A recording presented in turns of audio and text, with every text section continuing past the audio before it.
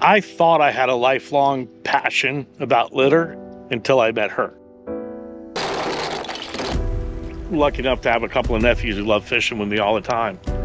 And that was the one thing, if they left like a soda can on the side of the boat or something blew out or whatnot, I always told them, you got to pick up 25 pieces of trash at the boat ramp. Yeah, we even picked up a can on the side of the road this morning when we stopped. I was like, yep, we got to get that. And if you get a chance, if you ever see Cory's art, what she does with that trash.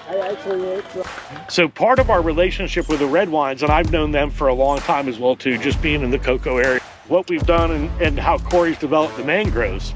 Mangroves are the definition of cleaning water, protecting shorelines, creating habitat. So they actually hit us up because they needed buckets to grow the mangroves in. Like they were literally growing so many mangroves and they got so good at it. So we started giving them buckets. And then as we started talking, we realized that it got, what it could kind of morph into. And that's where we kind of launched Project SeaSafe then. Finally, a bite on the fluke.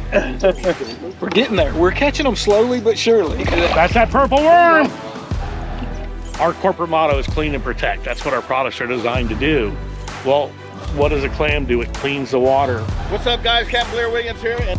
So we teamed up with Blair and we started doing the clam stuff, and then lo and behold, he's involved with the Redwines, and Cory and Derek are out there involved with the clam project, and we've had a lot of fun developing some of these programs.